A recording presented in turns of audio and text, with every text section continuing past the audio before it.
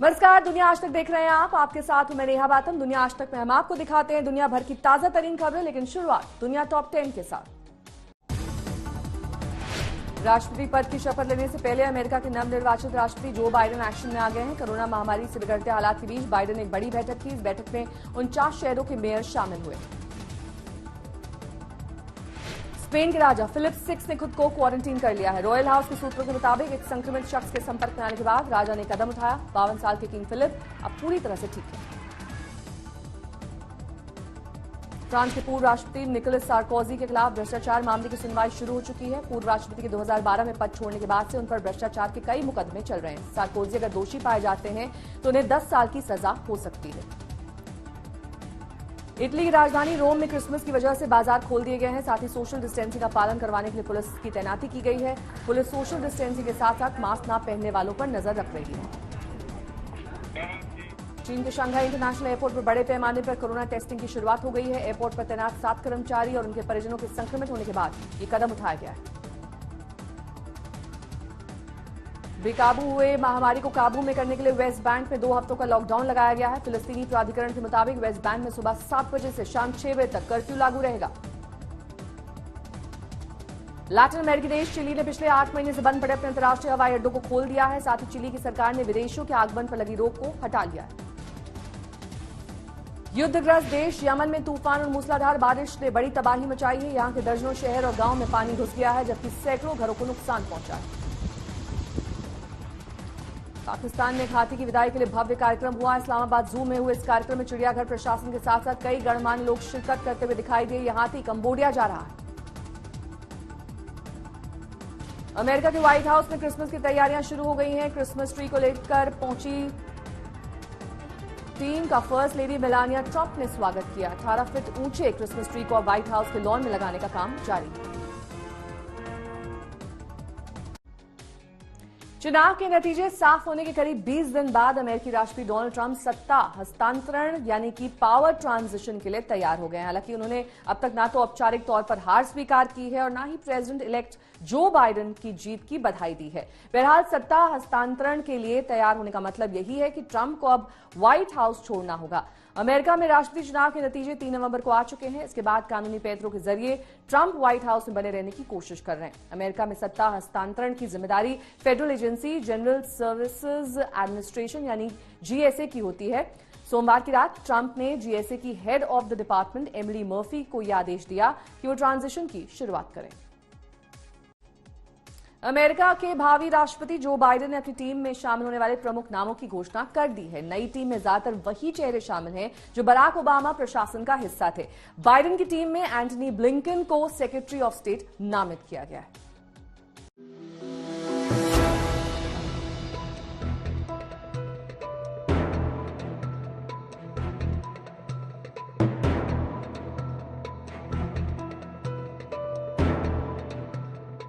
America के नवनिर्वाचित राष्ट्रपति जो बाइडेन ने अपने कैबिनेट में शामिल होने वाले चेहरों का ऐलान कर दिया है। बाइडेन ने पूर्व अमेरिकी राष्ट्रपति बराक ओबामा के वक्त के राजनयिक एंटनी ब्लिंकन को विदेश मंत्री नियुक्त किया है। वो बाइडेन के 2020 के राष्ट्रपति अभियान के लिए विदेश नीति सलाहकार भी हैं। ब्लिंकन के अलावा बाइडेन ने जेक सुलिवन को अपना राष्ट्रीय सुरक्षा सलाहकार नियुक्त किया है, जबकि एलेजांद्रो मेयरकास को बाइडेन अमेरिका के आंतरिक सुरक्षा की जिम्मेदारी देने जा रहे हैं। उन्हें होमलैंड सिक्योरिटी का प्रमुख बनाया गया है। वहीं पूर्व विदेश मंत्री जॉन कैरी को जलवायु के लिए राष्ट्रपति के विशेष दूत की जिम्मेदारी सौंपी गई है।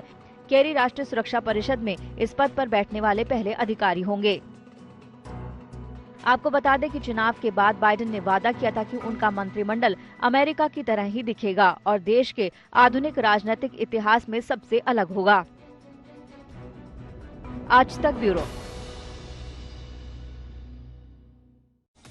अमेरिका में सत्ता परिवर्तन के बीच मध्य पूर्व में राजनीतिक हलचल तेज हो गई। इजरायली प्रधानमंत्री बेंजामिन नेतन्याहू ने सऊदी अरब जाकर क्राउन प्रिंस मोहम्मद बिन सलमान से मुलाकात की। इजरायली मीडिया के मुताबिक इस खुफिया मुलाकात में अमेरिकी विदेश मंत्री माइक पॉम्पियो भी मौजूद थे।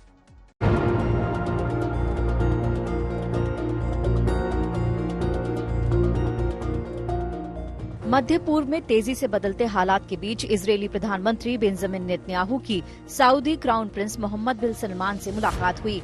इजरायली मीडिया के मुताबिक प्रधानमंत्री नेतन्याहू ने सऊदी अरब जाकर क्राउन प्रिंस से खुफिया तौर पर मुलाकात की। इस मुलाकात में अमेरिकी विदेश मंत्री माइक पॉम्पियो भी मौजूद रहे। इजरायली मीडिया ने हवाई जहाज की उड़ानों को ट्रैक करने वाले डेटा के आधार पर दावा किया है कि नेतन्याहू का विमान सऊदी अरब के शहर नियोम गया था, जहां क्राउन प्रिंस और पॉम्पियो पहले से मौजूद थे।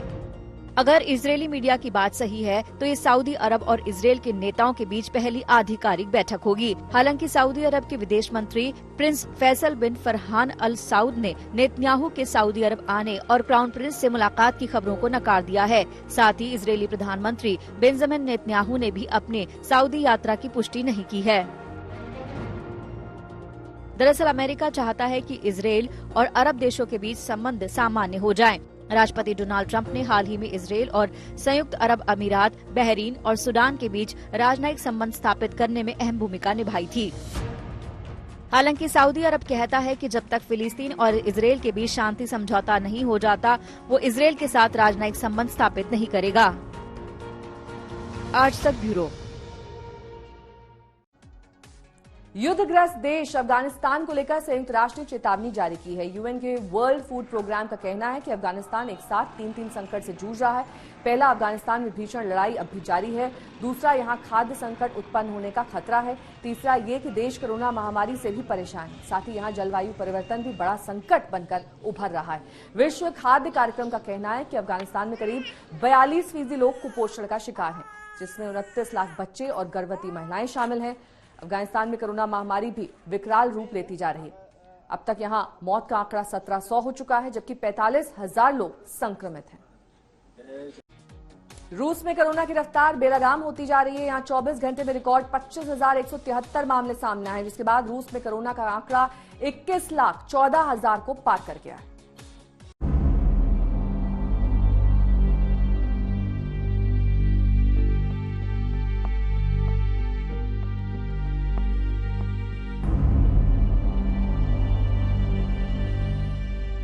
एक तरफ वैक्सीन के तैयार होने का दावा तो दूसरी तरफ कोरोना की बेकाबू रफ्तार। तस्वीरें रूस की राजधानी मॉस्को की है, जहां एक बार फिर कोरोना की रफ्तार बेलगाम होती नजर आ रही है।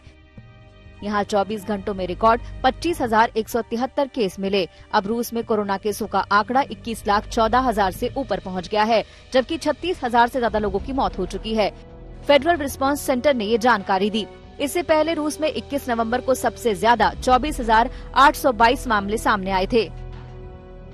वहीं इस बीच WHO ने यूरोप में 2021 की शुरुआत में कोरोना की तीसरी लहर की आशंका जताई है।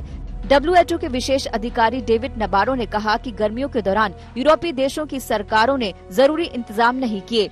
कोविड की पहली लहर पर काबू पाने के बाद ही इस पर काम किया जाना था। हालांकि इन सब के बीच दुनिया भर की निगाहें अमेरिकी कंपनी फाइजर और मॉडर्ना की वैक्सीन पर टिकी है। इसके जल्द ही लोगों के बीच पहुंचने की उम्मीद है। आज तक ब्यूरो।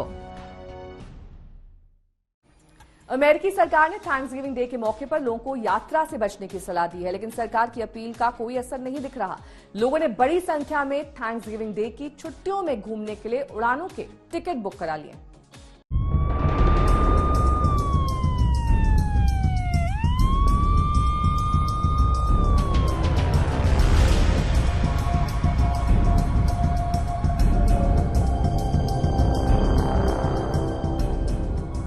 दुनिया के सबसे ताकतवर मुल्कों में शुमार अमेरिका में कोरोना की रफ्तार लगातार बढ़ती जा रही है।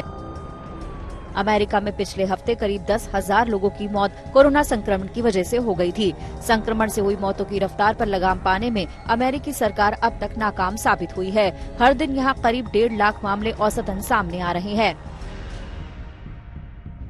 इस बीच अमेरिकी सरकार ने लोगों से अपील की है कि वो थैंक्सगिविंग सप्ताह में ट्रैवलिंग से बचें, लेकिन सरकार की अपील का कतई कोई असर नजर नहीं आ रहा। लोगों ने बड़ी संख्या में थैंक्सगिविंग डे की छुट्टियों में घूमने के लिए उड़ानों के टिकट बुक कराए हैं। इससे स्वास्थ्य एजेंसियों की चिंता बढ़ गई है। स्वास्थ्य एजेंसियों को डर है कि थैंक्सगिविंग डे को लेकर होने वाली यात्राएं कोरोना संक्रमितों की संख्या में बड़ा उछाल ला सकती हैं। यही वजह है कि अमेरिका की टॉप हेल्थ एजेंसी CDC ने कोरोना महामारी के मद्देनजर लोगों से यात्रा न करने की अपील की थी। आज तक ब्यूरो। दुनिया आज तक में अभी के लिए बस इतना ही। देश और दुनिया की तमाम खबरों के लिए आप देखते रहिए आज तक।